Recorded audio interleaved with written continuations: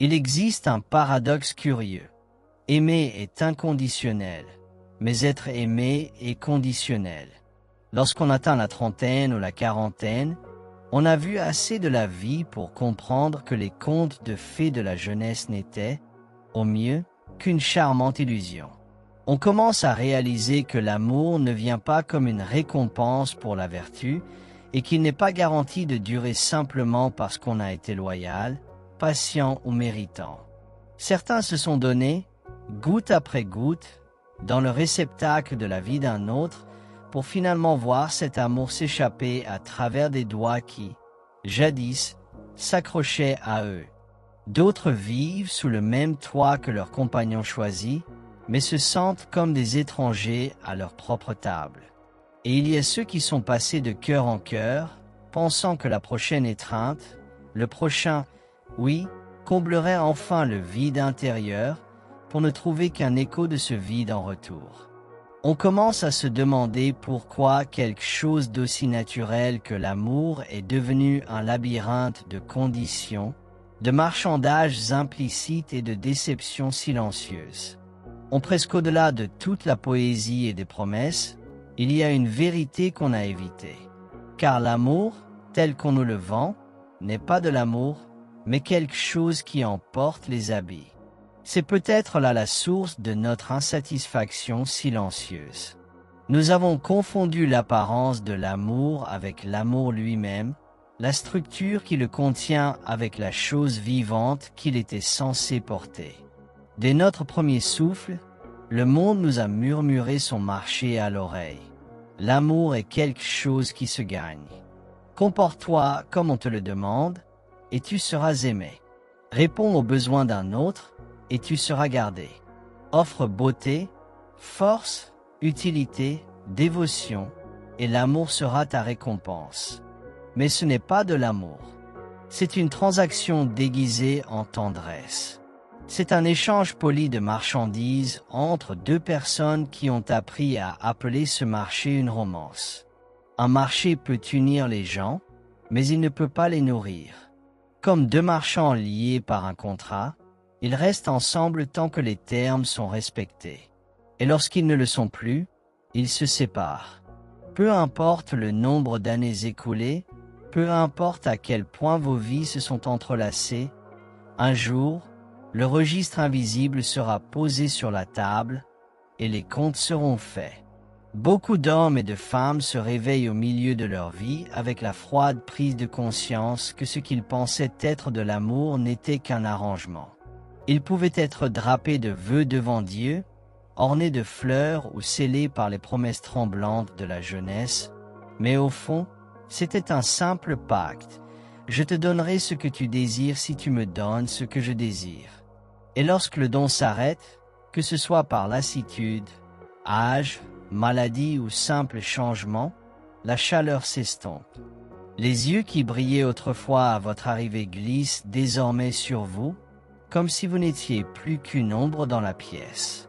On ne nous a jamais dit, enfants, que cet amour est une performance et que les performances prennent fin. Quand on confond le marché avec l'amour lui-même, on passe ses années dans un épuisement silencieux. On donne son temps, sa loyauté, son dévouement, croyant que cela assurera ce que l'âme recherche. Mais ce qu'on a obtenu n'est pas de l'amour, seulement la continuation d'un arrangement. Ainsi, beaucoup, après des années de dons fidèles, se retrouvent déconcertés lorsque la chaleur s'évanouit. Non pas parce qu'ils ont cessé de se soucier, mais parce que la vie a bougé, comme tout bouge. Rien ne reste immobile. Même la pierre s'use. Même le plastique se déforme avec le temps. L'homme ou la femme que vous avez connu au début a changé, tout comme vous. Et le lien construit sur des termes fixes commence à plier sous le poids de l'impermanence. Il y a une autre vérité, plus difficile à accepter. Lorsque les exigences du marché ne sont plus satisfaites, le masque tombe. En l'absence de ce qu'ils attendaient de vous, confort, affirmation, sécurité, certains vous montreront qui ils sont vraiment. La tendresse que vous pensiez naturelle peut disparaître, révélant non pas de la cruauté, peut-être, mais un vide où l'amour n'a jamais pris racine. Vous l'avez peut-être ressenti, le regard qui ne s'attarde plus, le rire remplacé par un silence froid et vigilant. Le changement est si subtil qu'on peut presque se convaincre qu'il n'est pas là. Mais dans ce silence, on le voit. Vous étiez chéri non pas pour ce que vous êtes, mais pour le service que vous rendiez. Et quand une telle union vacille, elle ne se termine pas simplement. Elle défait quelque chose en vous. Elle vous laisse contempler les ruines, vous demandant si vous avez jamais été vraiment aimé ou seulement nécessaire. L'amour n'est ni un marché ni une chaîne. Ce n'est pas un « je ferai si tu fais » ni un compte silencieux de qui a donné plus. Cela appartient au marché, pas au cœur.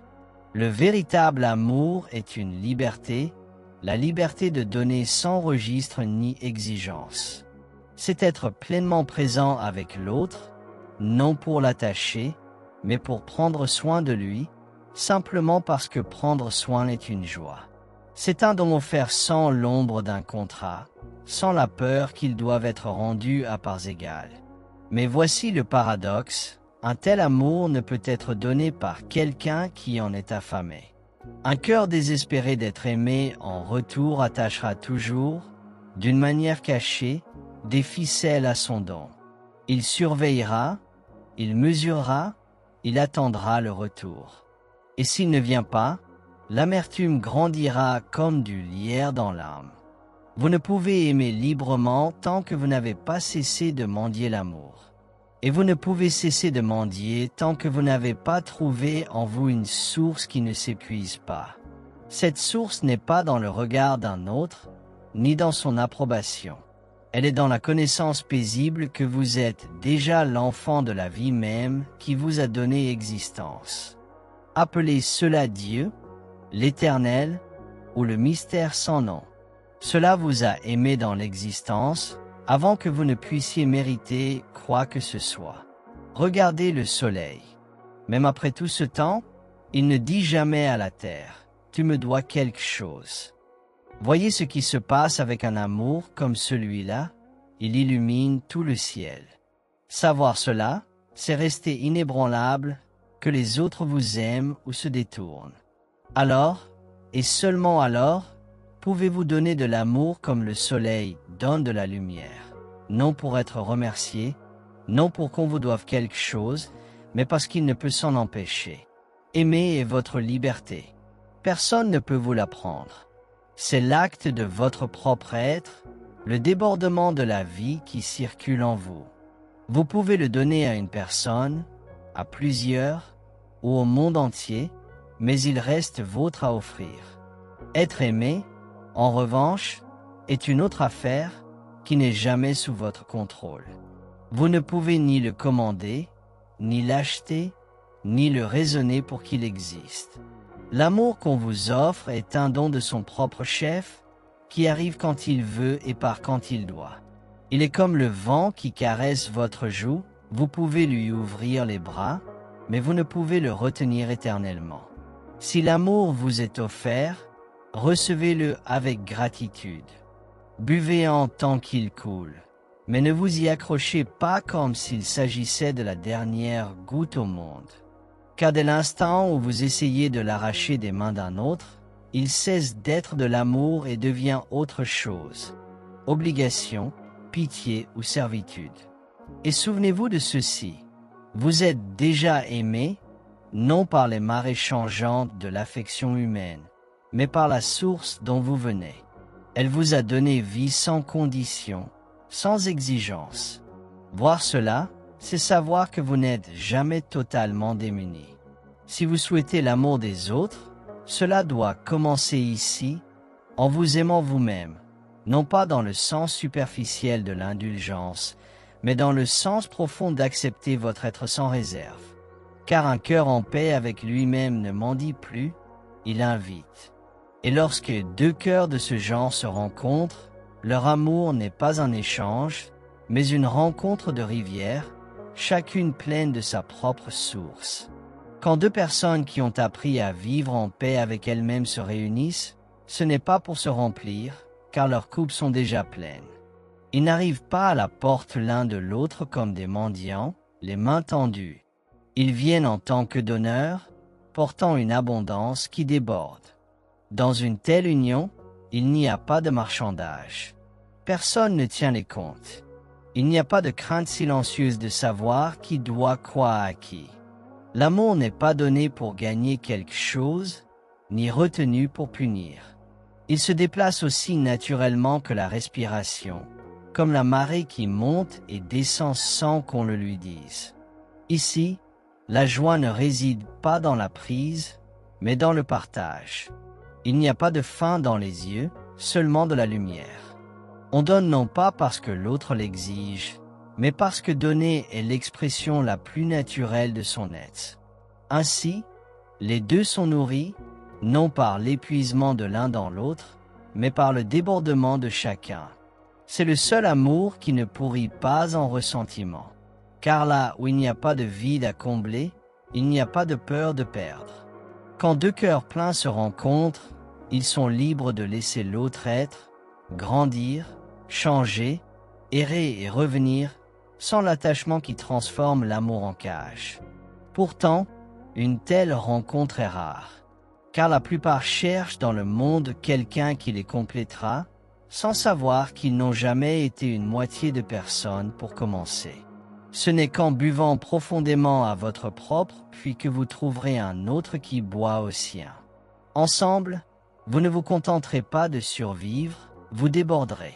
Le monde que vous rencontrez chaque jour n'est pas un étranger, c'est vous-même sous une autre forme. Vous ne pouvez tirer d'un puits ce qui n'y est pas. Vous ne pouvez pas non plus rencontrer chez les autres ce que vous n'avez pas encore rencontré dans votre propre cœur.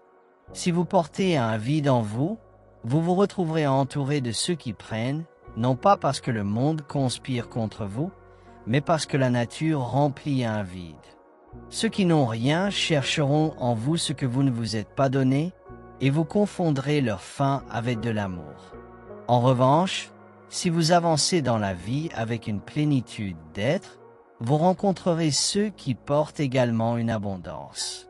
Ils ne s'accrocheront pas à vous ni ne vous videront, car ils ne vivent pas de miettes. Au contraire, vous trouverez une aisance en leur compagnie, une reconnaissance comme si vous les aviez toujours connus. Ce n'est pas un tour mystique ni une loi cosmique cachée, mais une simple vérité de la rencontre humaine. La profondeur avec laquelle vous vous êtes affronté vous-même devient la profondeur avec laquelle vous pouvez rencontrer un autre. La plupart des querelles amoureuses ne sont pas entre deux personnes, mais entre les ombres non examinées que chacun a apportées. Alors, avant de chercher la gentillesse, la tendresse ou le dévouement dans les yeux d'un autre, tournez-vous vers l'intérieur et croisez votre propre regard. Non pas pour vous condamner ni pour compter vos défauts, mais pour faire connaissance avec l'étranger que vous avez longtemps porté en silence. Car c'est ce moi caché qui tend l'invitation aux autres, cette présence invisible qui décidera si l'amour que vous rencontrerez sera un festin pour votre âme ou son endémantèlement. Quand cette vérité prend racine en vous, ne la gardez pas jalousement. Placez-la doucement dans les mains de vos enfants, car ils entrent dans la même illusion qui vous a autrefois ensorcelé. Apprenez-leur que l'amour n'est ni la romance tremblante des chansons, ni le marché solennel scellé devant l'autel et la loi. C'est la volonté de donner sans l'ombre d'une exigence, de prendre soin sans la peur constante de la perte. S'ils n'apprennent pas cela, ils construiront leur maison sur du sable et les verront s'effondrer. Mais s'ils l'apprennent, ils se tiendront sur du roc, et l'amour ne sera pas une cage, mais un ciel. La question n'est pas « Comment puis-je trouver quelqu'un qui m'aime ?» La question est « Comment puis-je devenir quelqu'un qui déborde ?» Car lorsque l'amour n'est plus une supplication mais un don, lorsque la joie n'est plus enchaînée à l'approbation d'un autre, vous verrez que l'amour et être aimé n'est pas quelque chose à poursuivre. C'est la manière dont vous êtes déjà. Vous n'êtes pas une moitié cherchant l'autre moitié. Vous êtes entier. Et de cette plénitude, L'amour coule, trouvant ceux qui le reconnaissent instantanément. Alors, l'amour cesse d'être une chasse, un marché ou une quête désespérée. Il devient la lumière calme et constante du soleil, n'exigeant rien en retour, et pourtant réchauffant tout le ciel.